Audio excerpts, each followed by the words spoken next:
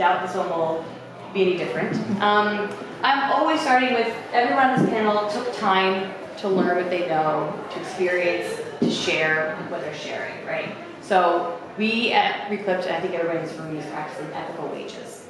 So the way to support is through some donations. There's a QR code on the outside of the door. You can drop a few dollars here and there to support our panelists. But if not, following on social media is a really good way to help support too.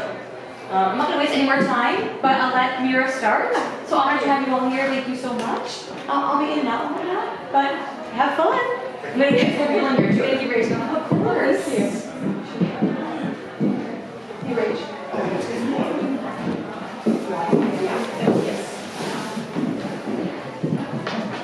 Yeah, so really excited to have all of you here and everyone in the audience as well. So I think to begin, if you'd like to say your name, give a brief introduction to yourselves, or anything inspires you. Of course. Hi everyone, I'm Lindsey Coffey. Thank you for attending. This is an amazing playground, and we always have fun on playgrounds. So yes, I'm Lindsey. I am a model. I've been in the industry for over 10 years now, and I also have a hobby of environmentalism. I've been connected to nature ever since I was a little girl. I grew up in the country, more cows and people, very rural Pennsylvania. And I always had that emotional connection, but I didn't really pursue my activism until much later in life, as I felt inadequate and underqualified.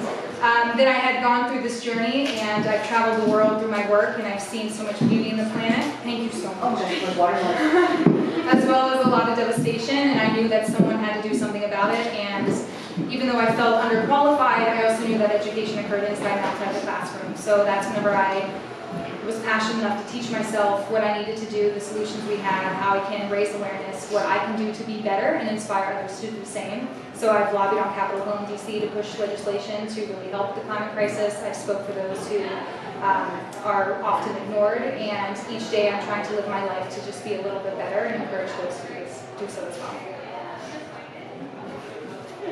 Hi, so I'm Brana Dane. I'm a model, and I'm also an activist, and I was a TV host on Amazon Prime from maybe 2017 to 2019. So my philosophy in life is just that when problems keep on coming to your attention in your daily life, if you're able to, it's your duty to kind of address them. So that's how I got into activism, the environment, reducing waste, and farmer worker protection and workers' protection.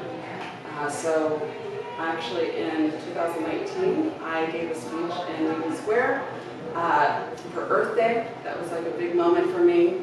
And then I've also done numerous campaigns with different organizations like Model Mafia, Lower Drug Prices Now, and yeah, so the rest is history. I hope to tell you more on the...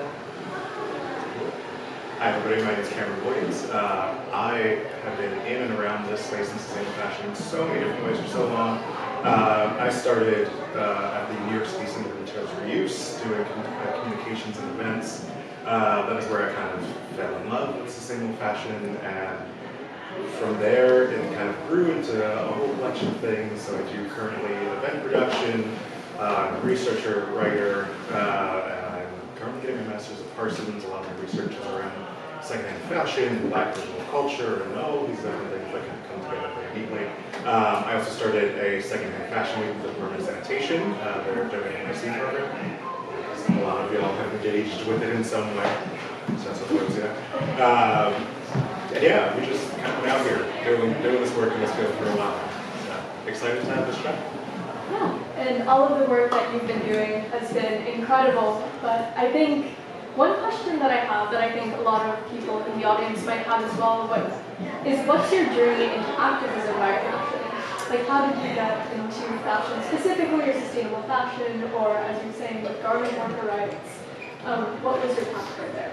So it was very interesting. So I've always been in tune with this environment and fighting for justice, whether that's climate justice or for people. And also being in the industry as a model, I didn't pursue my activism in such a fashionable realm until just a few years ago. And that's because what really kind of triggered me into wanting to push for more sustainable fashion is because I had, we can say, a spiritual awakening at one point, and I was working in an industry for over 10 years where, of course, I wasn't directly causing harm to our environment, but I was indirectly in a way where I was encouraging people to buy this and that. I was modeling for brands that lacked ethics, that were driven by greed, and even though I wasn't the one per se to be doing it, I was still indirectly associated where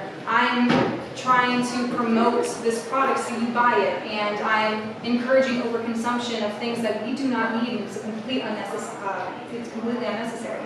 So it got to the point where I was like, all right, I understand I am human, everyone's human, we do need a job, we do need money, we have to feed ourselves, our family, get clothes on our back.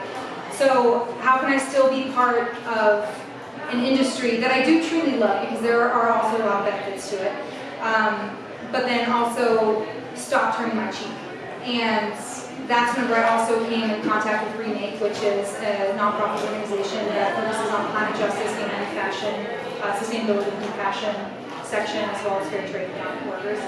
And I met Aisha, who was the owner of it, and I instantly fell in love with her, and I knew that this was something that I had to do, and being a representative of the industry for so long, by just like turning my head in one direction, I knew that she was able to refocus myself and encourage me to speak on an industry that I do care about and want to see change. So having that awakening and realizing I felt almost like a hypocrite, meeting Aisha and knowing that I did have really a duty in a sense to use my platform and leverage support for changing this industry, all of that tied together kind of propelled me into that direction where I have those qualifications and I have the personal experience to be able to speak to someone in that type of realm. So that's kind of how I went.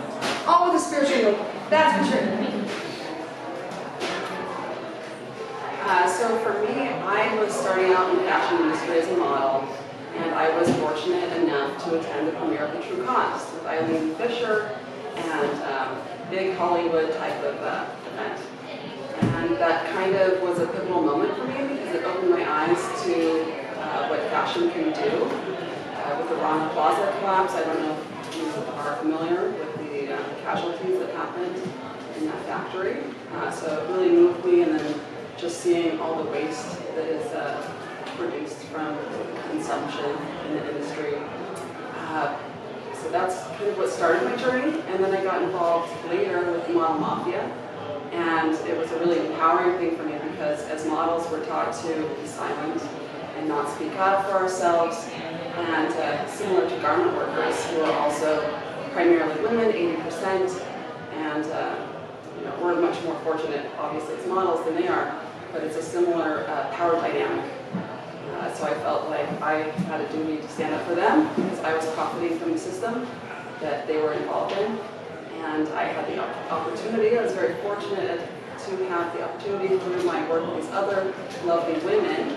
And so we decided to do marches, campaigns, and social media awareness campaigns and in-person protests. And I actually designed the New York Fashion Week protest that went viral on social media in 2019. And so that was pretty effective to raise awareness and just to get more people involved. And then I did also a protest that helps bring in laws to protect workers in China, the Uyghur people who are slaves. And I also felt very strongly that these people, you know, I'm a quarter Turkish, they're ethnically related to Turkish people, and that was a little bit of a link for me, and I met Roshan Abbas, sister of a woman who had been disappeared by the Chinese government, and I've always felt very strongly about free speech and you know, just protecting women in general, and so that really motivated me, and then luckily that got passed into law. And just lastly, I want to say that, you know, there's a misconception that something can be completely sustainable, but no brand, nothing can be completely sustainable. There's always a little bit of waste produce, there's always a little bit of CO2, so I think we need to get people used to the mindset of thinking about how they can be more transparent, how they can kind of highlight what it is that they are doing that is going to be reducing waste, so that people can really understand the nuances, because I think people are intelligent and they have the ability to understand nuance. Yeah, so my background is a little more non-traditional. I came from fashion through politics. I worked on a bunch of campaigns throughout the years, and it is soul crushing work, unsurprisingly. And so eventually I burnt out in the 2016 election cycle, unsurprisingly also. And I realized that I needed to do something that brought me joy, but also like was impactful simultaneously. So I looked at all the things that I love and kept coming back to fashion. But I knew that I needed like more than what like mainline fashion offers. And so I ended up finding a job with Department of Sanitation, and they were creating the program that currently exists, Donate NYC, and that kind of allowed me to work specifically with the secondhand fashion organizations of the city. They have a nonprofit trade association for all of the reuse organizations like Housing Works, Goodwill, Salvation Army, all of those folks, big reuse.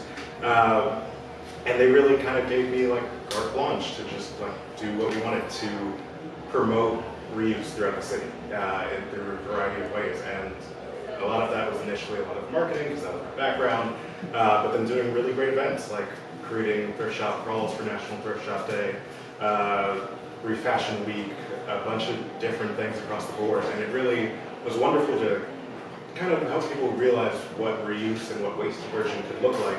It wasn't just like the data that we were also working with, because we were creating the annual report for the city's waste, the reuse impact report. Like we were doing deep sciencey stuff as well, but it was great to like get that into people's hands and kind of get them to understand that like, oh, you're practicing reuse by going to a thrift shop, you're practicing reuse by you're practicing waste diversion by composting, you're doing all these different things, and you're already engaged with this. So if we could get them in one way, and that might be composting, we can just kind of divert them slightly on to other practices. And so it was really cool to be able to like meet people where they're at in this city, a city that I've grown up in, born and raised here. And so it was really like impactful work. And so from there, it kind of just took off. I started a company that did larger events and worked with other organizations. We just did an event remake here, actually. Did a wonderful little fashion show. Wonderful, pretty large fashion show. Yeah, so it's been a little journey, but now it's taking another turn as well. And a lot more writing than events, a lot more writing than communication, because like, ooh, events are miserable. They're great, but they're miserable if you're organizing them. So now kind of the focus has switched to a little bit more writing, a little bit more curation, exhibition kind of things. So that's where we're at. It sounds like all of you had many different journeys to get to where you are here, sitting on this panel as well. I think one of my follow-up questions to that were there any challenges that you faced in this journey to activism and through activism in many ways in order to find the communities that you're now a part of? Absolutely. Even what I was touching on before, my biggest obstacle, which I feel this is going to sound hopefully profound, the biggest obstacle I feel we face is ourselves. And that was my biggest obstacle, especially whenever I was trying to introduce myself to activism. So again, to reiterate, a girl from Centerville, Pennsylvania, her best friend was a cow. She had no degree in environmental studies. I did though graduate in political science, so I managed to do something, you know. And then I had no background in environmental studies. I ended up becoming a model, didn't say background. And then I worked in this industry that had nothing to do with politics. I was supposed to be an attorney, nothing to do with that. I had no idea where my life was going. I felt so under-accomplished just outside of this industry, and I was minimizing so many aspects of myself because I was truly passionate about nature and this world and seeing everything that it had to offer. But there was so much I wanted to do, and I didn't do it because I lacked the confidence. I thought I was underqualified, I wasn't educated, I didn't have the means to support myself to enter this field. So who was I to speak about climate, fashion, to encourage any type of change? And I had gone on this journey where, again, I know and I learned that education does occur inside and outside the classroom, and I educated myself. I was reading books, I went to seminars, I did all of my research through credible sources that you do have to vet, which is another, just makes it even more difficult for us to learn things, even about greenwashing in the industry, because so much responsibility falls on us to be able to cite those sources, to make sure that they're credible, and to know where this information is coming from. So I did that work, and I also ended up participating in a competition that was environmentally related, and it's a kind of a crazy story, but basically I ended up winning nationals, and I went on to internationals, and I competed against 94 other countries, and no American in the history had ever won the title. And then little Lindsey comes along, and I equipped myself with the tools and the skill set that I needed, and most importantly, the confidence that I learned along the way that I am capable, and I ended up becoming the first American in history to ever win a competition. And that was focused, again, around climate activism, solutions that we need to move forward as just humanities to live harmoniously with multiple ecosystems. So that biggest obstacle, again, was myself, and of course we have a lot on our journey through activism. When we are really dedicated, we become despondent as well when things don't move the way that we want them to move. And one quote that, I don't even know when I said it one day, but I was talking to someone, and we were just kind of talking about like how it's so difficult to just continue to move forward and stay positive when everything seems to be against you. And I just realized, no matter what happens to you in life, no matter the obstacles you have to overcome, no matter the people that are trying to prevent you from moving forward, your passion will always be more powerful than your doubt, and that will always guide you forward. And it's always being able to come back to your why, and remember that your passion will be able to get you through anything, because it is what increases your strength as a person, and seeing that strength as you pour it outward will also impact others, because like altruism is contagious, and whenever you are strong and you're in your own and you're confident, that will also be contagious, and it will encourage and spark change. So a little bit about that. So I would say that as models, telling the brands that are hiring us to change the way they're producing their clothes is pretty ballsy, and that puts you in a pretty precarious position. So I mean, for me, that's a challenge. I'm sure I have not been hired for jobs if they've looked me up online and seen all the things I've said. And then there's also, the model activist that wants, that is sellable right now, that does get hired, but I think it's very surface level. I don't think it's people who are going deep and really saying, well, this is the abuse that's being committed. This is, people that are dying or that are being paid less than minimum wage. I think it's more just people going out, holding a sign, posting on social media. So I think that for sure has been a bit of a challenge in my life. And beyond that, I think the challenge is just to trust yourself and to know that you'll figure it out along the way. I think far too many of us, we think that we have to know exactly the end point, but I think that whenever you take a first step, when you take action, then you get information back and you can better go forward from there. For me, it is one of the biggest challenges, and I think about it from a policy perspective, because my background was politics, is dealing with the kind of crests and troughs and the kind of winds of city government, of state government, of federal level things. Like our current mayoral administration is what it is, right? And so, we had priorities in previous administrations that allowed us to get a little bit deeper into waste diversion, allowed us to have a little bit more comprehensive policy. I mean, he's a big fan of compost, it seems, but not much else. And it's a great example of why you have to do the work for yourself rather than what else is going on around you, and understanding that these whims might change, and especially on a federal level. Like if we look at Remake, who was just down in DC for the lobby day, there's so much that is just at the whim of like the balance that we have in the Senate right now. What happens in November in our elections? Like, those are the biggest challenges that we face. And so for me, I always try to bring it back to as local as possible, as like close to your community as possible, whatever your community might be, and try to just meet people where they are, because there's so many people that want to do great work that are close to you. And I know it may seem like kind of overwhelming when we look at the problems as a whole, but like, there's so many people around you, and like this room is a great example of that. There's so many people that have come together in this on a Saturday, right? Yeah. My days will be going Fashion Week, Climate Week, it's a lot. Yeah, and those navigating challenges of like not getting burnt out by the like scope of the problem can really be remedied by like communicating in that way. Community is so important. I just wanted to add in also that challenge in general is just hidden information.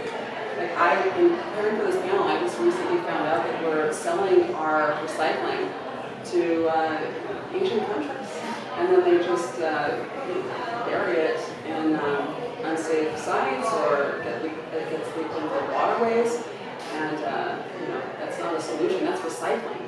That's not regular trash. But to even just kind of go off of that, even from a policy perspective, are a lot of you into the activism realm as well? I'm assuming you want to maybe make a difference in some aspect. There's so much negativity created in activism because of that despondence when you do encounter someone that is not agreeing with you, maybe even denies the climate crisis, or if it's in legislation where senators and representatives, they're not aligned with your values and you're really trying to pass a bill. So when you encounter people that are disagreeing or they're disputing, it's so important where you know where to employ your energy. So it's a different strategy where sometimes you have to focus on, it's not about trying to convince those to believe or to support, it's about encouraging those who are willing to act. So the ones that you already have on your side. But in terms of policy, when you do need bipartisan support and you're really trying to garner that, it's also about trying to make make that personal connection to where they personally want to act, and to see where the dots are connected. Now, even with the climate crisis and with the waste in fashion and how the dyes in our waterways, they're destroying aquatic ecosystems, destroying water, the waste buildup in different ecosystems. Everything is connected. And all of these consequences will affect everyone worldwide, but in different ways. So everyone is impacted, but they have a different experience of that impact. So it's about finding what that person finds important, what they want to support, and showing how they are being impacted. So if you do take a bill that you're trying to pass, for example, I also advocate for WWF, which also supports World Wildlife Fund. A lot of people think I'm supporting the Wrestling Federation, and I'm not a wrestler, but I appreciate them thinking I look strong. But so even for WWF, and they have so many different aspects of the climate crisis, where they're also looking to reduce waste, they're looking for conservation programs, biodiversity. There is this one senator I talk to all the time, and I can never say his last name because I butcher it all the time. But he doesn't really care about the climate crisis in a way, but he loves to protect our borders and homeland security.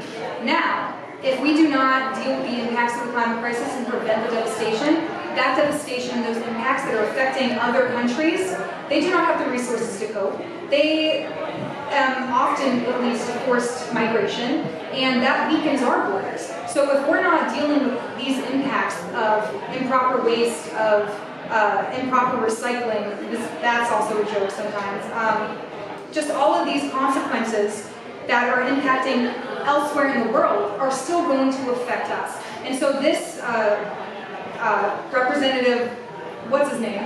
He always wants to protect our borders. And I'm like, okay, if you're so adamant about protecting our borders, this climate crisis is going to have that forced migration, and it's going to weaken our borders, and it's going to weaken homeland security. So So if that's something that you're really passionate about, then we need to sign this bill of passion, pass it, so we can prevent this from happening, so we can protect our borders. And so it's always about finding that common ground instead of trying to convince somebody to believe what you believe, trying to have them support something that they don't want to support. It's just always trying to do your research and Sherlock Holmesing it and just finding out what they do support and how you can tie it into it to show them that they are also affecting that. So I just feel like that's important to know because there's so many people that get so despondent and they kind of fight the wrong fight and then you kind of waste energy when your strategy just needs to be re-strategized. That's great, but a lot of the bills, you look at them and you just why would they put this one thing in there? Why are they making a $50,000 bond for models for the agents? But the states are then giving implicit approval for all of the maybe top 5 agencies, and you're trying to ruin the livelihood of all the rest of the agencies. It makes no sense. But, oh, sorry. And then there's also, now I'm just like on a roll now, but, and also don't quote me on this, the Inflation Reduction Act. So that is the largest climate bill that was ever passed in U.S. history. It passed like last year, okay? And the reason, so it was reintroduced. So with the Reduction Act, it's basically, again, another accountability program where it's making sure manufacturers and brands and companies are held responsible for their environmental impact, to be held at a higher standard for ethical standards, and to be able to supply transparency and more revolve around ESG programs where somebody can actually find out where their textiles are coming from, who's working for them, what they're doing, how they're trying to avoid unethical labor practices. So it is a huge accountability program, but it got rejected whenever it was first introduced. So what the Democrats did is one of the key provisions in it that is the reason why the bill was rejected is because it held these industries to an accountability where they would be penalized if they weren't able to successfully act out what was held in basically the contract. And they didn't like that because, again, nobody likes to be held accountable within this industry because everyone is driven by greed. Everyone puts profit over people, profit over planet. And so, in this bill, it was rejected because they didn't want to be held accountable and they didn't want to suffer the consequences of their own actions, which is just baffling to me. So, the Democrats, now I'm getting heated, I'm sorry. But now the Democrats ended up rewriting it and they took the provision out and instead they said, okay, do the crap that you want to do, be immoral, do whatever you need to do, but now we're going to have these carbon offsets so we can counteract the negative impact that you are actually doing. So now we're going to invest more where you have to invest in more clean tech for manufacturing. So do your crappy things, like be a horrible industry, manufacturer, whatever, but now instead of being held responsible for your actions because you're a baby, now we're going to have to just counteract the actions that you are producing. And the bill got passed. So it's just no one wants to hold themselves accountable and suffer the consequences of their own actions, but now they're going to have those negative actions, but now we're going to just have to offset them and counteract them in a different way. So it's always... You can fill me in. I think it's only like 50% of the supply chain has to be accounted for in this bill. And it's like very easily manipulated. So that's where there's so many loopholes, and another issue with a lot of legislation is because the wording is so vague and it is so broad, and there are times where you can find a way where you can kind of limit the amount of information that you produce. And it's also interesting that you said that because it does give them a little bit less of a requirement to produce so much of their information, and that was another issue that they were facing because honestly, if I were to translate it, it's basically, oh, this is too hard, I don't want to do it. There's too much information for me to give you. It's too much work for me. And so they just don't want to do the work that is necessary.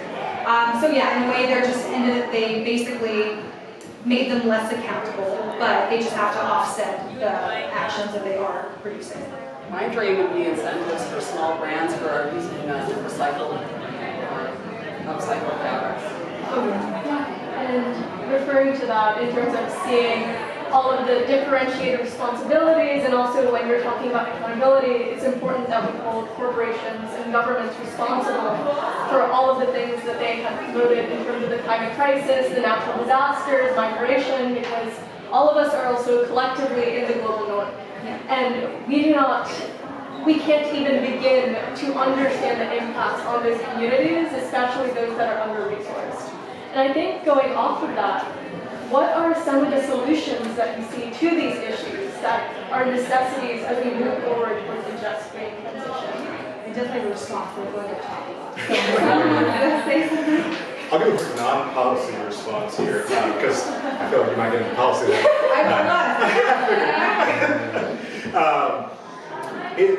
Throughout that conversation, what I keep thinking about is like the ways that we can engage aside from policy, right? Like as we think about like activism and its other forms, how we can motivate, how we can get people going that is not in the form of like, okay, we're gonna do this protest in a very traditional fashion, we're gonna do these things.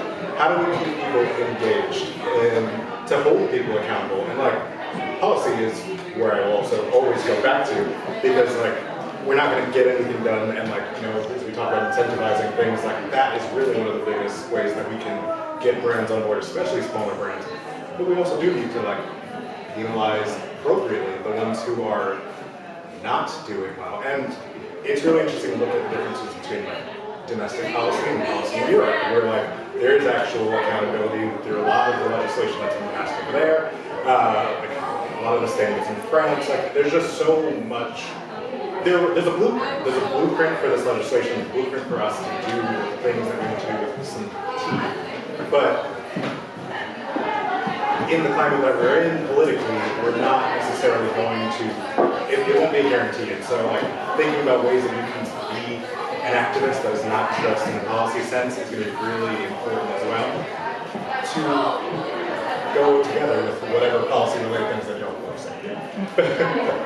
You're the policy expert. You are, actually. So I was like, I shouldn't time that. Policy it's exhausting in so many ways. So let's talk about the fun things we can do with activists. And a lot of people find policy boring. And like, I mean, I get that too. I mean, I even made computer science, and I'm like, sometimes I was sleeping in class. It's not interesting. But it's also like, it's necessary. Yeah, it's necessary. Yeah. So, but then again, it's not interesting for everyone. So even just to kind of go off of what you said, just to produce that action. Now, I do firmly believe all of the solutions that we need in this world derive from our legislative branch. It has to be written law. But also, in the terms of activism, to encourage change, I remember reading a while ago, BBC had come out with a study and had written an article saying that there's a 3.5% rule. And a lot of people think, oh my goodness, to change the world, everyone has to be on board. Actually, only 3.5% of the population can change the world. And when I read that, I was like, oh my gosh, like, that's actually normal. Like, okay, there's hope. So, in terms of activism, and okay, you probably might not be interested in policy, maybe that's not where your strengths are, but you have strengths. So it's about acknowledging those strengths and acting on them. So if you're a good speaker, speak. If you're a great writer, go into journalism. If you are more hands-on and action-based, go to protests and just be more involved physically. So there's so many different avenues that you can take to utilize your strengths and use them for good. And even when it comes to policy, things that we need to see moving forward are more EPR programs. And EPR is the Extended Producer Responsibility Program, and they have been incorporated in a lot of different senses.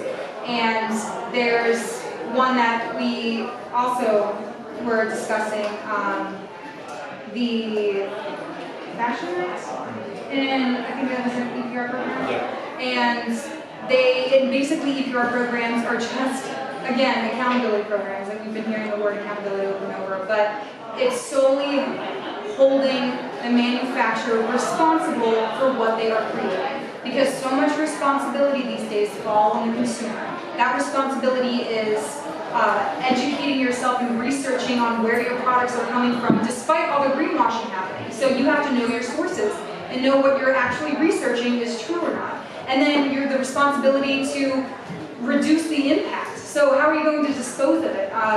What are you going to do instead of just throwing it into that landfill? Can you upcycle it? Can you do X, Y, Z? Can you swap it? So there's just so many more things that you have to do to counteract their actions. And it's an unfair system because, again, it's just lacking that accountability for what you had caused. That is your responsibility to just clean up after yourself. I mean, it's like in kindergarten when you learn the basic necessities of like, oh, you picked that up, now you have to go put it away. And so just because these corporations think and unfortunately are above the law, they don't have those consequences. And it's about time just to be able to implement more EPR policies where they are responsible for the mess that they create. It's just simply that. What's the question? Oh, how can people, or rather, what are some issues that you've seen at the intersection of fashion and climate justice, and what are the solutions? Okay, well, first thing I see is that planned obsolescence is not illegal pretty much anywhere in the U.S. So I think it's obviously a difficult thing to prove legally, but I think that it's worth it to put it on the record that should not be something that's allowable. I think if we're serious about reducing waste, that would be the first thing to just pass up. And I like simple, so I really think that things should be local, and the name should correspond very directly to what is being addressed. So I really don't think that people are trusting sometimes the government, what they're putting forth, because it can be a little bit confusing. And when you research like carbon credits, I don't think that's the ideal solution because necessity is the mother of invention. And I think if you really want to reduce waste, you need to reduce waste when the product is being produced, not offset it by paying money. And that only rewards large companies with a large revenue. And the most wasteful companies are the largest companies. So anything that we can do to support small business and local business, and if there's any way we can stop having as much production overseas, that would also be very helpful to reduce waste and emissions. And I So also simple is better. That's what yeah, but unfortunately there's no simple solutions, and there's always something that's standing in your way. And just even to like reiterate kind of everything, there's the problems within the fashion industry and all industries, they're systemic, and systemic problems require systemic solutions. So as an activist, as a person that wants to see a change in the world, being able to utilize, again, your strengths and your voice to vote and make sure you know who the party is, like their environmental agenda, what their plans are. And also just to mention, I don't know if you guys have ever heard of Ballotpedia, but like I use that as a cheat sheet all the time for elections. Because like it's hard to even find out the right information, and like it's so much research. You have to look up individual candidates, what they're about. But Ballotpedia, it's like Wikipedia, obviously. You get the pun. But it has all the candidates for you, everything, all their agenda, the positions that they stand on, everything. So it's all in one place. So it makes voting very easy to find the one that aligns with your values. So I would just encourage you. I do think that when financial interests are taken out, things do become more simple. But anyway, Fab Scrap, if anyone has heard of that, that's a great resource for brands to use recycled textiles. And to follow up on that track, that's a perfect segue, because throughout that, thinking about like policy around pre-consumer and post-consumer waste, you talked about like how we can, in the production process, like, that's going to be a really big thing. If we can like, from a even education standpoint, starting with like designers at Parsons, I use Parsons as an example, that's where I'm at. If we think about like how we can reconfigure like the entire design process as well. aside from policy, how can we like teach designers how to like use less fabric through that? And the post-consumer side, how do we think about like the life cycle, the garment life cycle of anything in the way of planned obsolescence? Like, how do we think about the item as a whole rather than just like, you know, the make, take, waste cycle? If we look at our items in more of like a Buddhist way, where like the end of our time with the garment isn't the end of the life cycle of the garment, right? Like we need to reconfigure our entire thought process around that, from designers, from consumers, production process, all of that. So if we want to get into that side of the non-policy answers, well, Yeah, no, I completely agree. So many people forget to think of the end of life cycle of the garment. Yeah. And as a person also, they're teaching sustainable fashion as a course Yes. as well. Yeah. And like, for our future designers, Yes. our future generations. Yeah. And I think as a student, someone who's still in college or 19, a lot of times I feel like when getting involved into the movement or getting involved in policy spaces, it can often feel overwhelming, especially for young people. There's so many closed doors and barriers into entry. So I was wondering, how can people get more involved in activism and policy change? I love this question because this room again is a great example of community. So I have been someone, I started my company by myself, I had done so many things mostly by myself, and I was introduced to like a couple of different wonderful communities this year, the community of my master's program, the Remake community. The work that they are doing is really incredible, and like it is just powerful to see so many people in the same space who like want to do great things, and that is so galvanizing that you can bring that together. And like I've just seen the energy of the rooms that I've been in those spaces, Fashion Revolution similarly as well. When you're able to bring people together in that way, the ideas kind of just like flow from there. It's very energizing. And so like, if you can find those little small pockets of community, I feel like that's the best place where those ideas come together.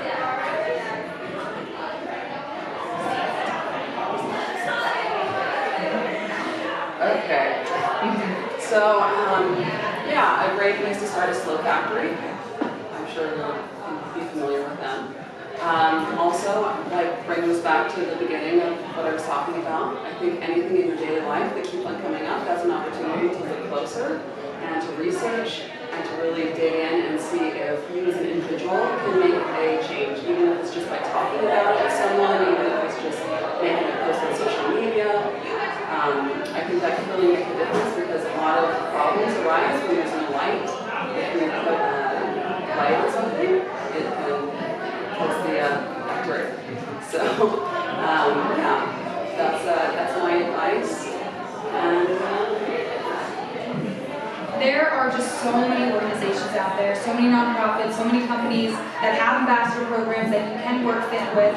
It's all about realizing your passion and finding a community, which is very important, that aligns with your values. And when you can engage with that company, that organization, it could take you on, roads that you had just never explored before. And being able to find them can introduce you to a whole new skill set that you also weren't even aware that you had. So it's just about really broadening your horizons and finding that community that does align with you and utilizing your strengths and assets that you can add in addition to that community. Again, like strong writer, speaker, speak. And again, I work with WWF, Remake as well, and again, they're amazing, oh my gosh. And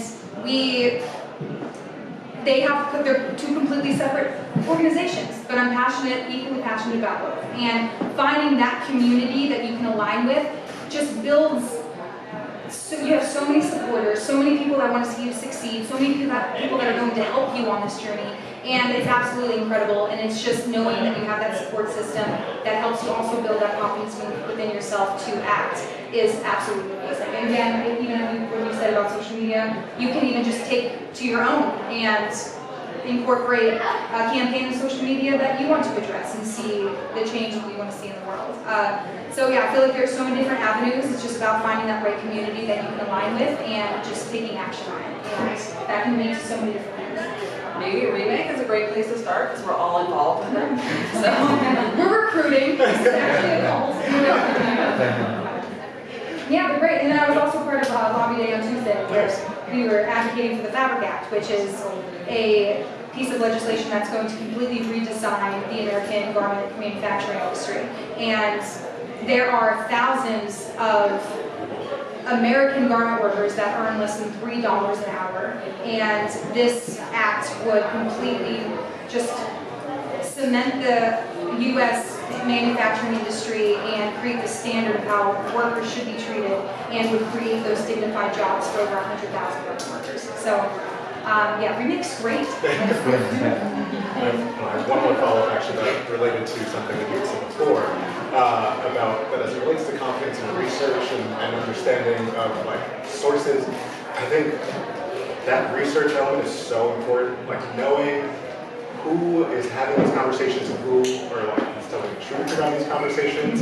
And so like finding reporters that you like, finding academic journals, and like I am an academic and I cannot stand academic journals in a lot of ways, but there are some that are like really accessible and are like great in terms of like promoting that work. And it just takes that understanding. Like there's Business Fashion, Bella Webb, Vogue Business, Bella Webb is there. She's great. Everything she writes, it's great. It's comprehensive. Business of Fashion has a couple people over there that are doing really great work. Rachel Dent, I want to say. But like thinking about all these reporters and folks who you can trust that are giving you this information, I think it's a great place to start. And even just further resources, since we are in the fashion realm, Remake does have a brand directory that you can check out and look up any designers that you want to see what their impact is, if they're, you know, in the positive or negative spectrum. Also, goodonyou.eco is another one as well, and that I like to, you know, check out. So those are two resources that if you want to just type in the brand name and see what their impact is, how they're being. Yeah, and given that we are in the midst of the SDG Summit at the United Nations and Climate Week, for a final question, if you could say one thing to world leaders, corporations, or to people, what would you say? That's a good question. Anything? I would say, since I've also had kind of dealt with this on more of a global scale, I always stood by the fact that we are not only citizens of our country, we're citizens of the world, and we need to act as such. And I would tell especially our world leaders in power that they at least have the ability, the capability, and the responsibility to act in that degree. And there are so many times we are putting even our own countries before others when we are forgetting that there is only one place and we are all on this planet together, which is a shared space. And people are often misaligned with the true purpose of why we are even here as people.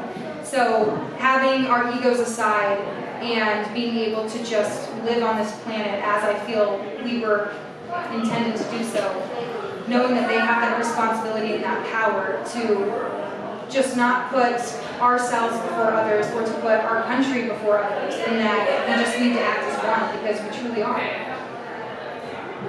I would say, listen to the experts and listen to the people on the ground. Like that is the biggest thing I would tell those folks, because the people on the ground know better. The garment workers know best about their conditions, right? And so like those are the people that you need to listen to. People who like have been doing policy work for a while. Like there are, as I said, there's a blueprint for all of this, but like we are putting profit over people, as famously what we do in capitalism.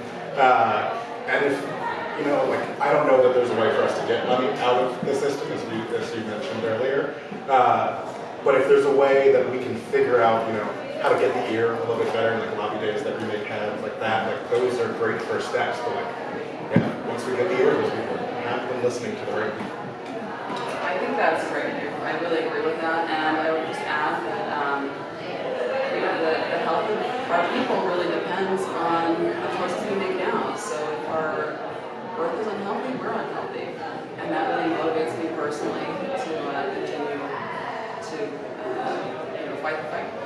And thank you so much for all of you for being here, and to those who are in the audience. So let's have a round of applause.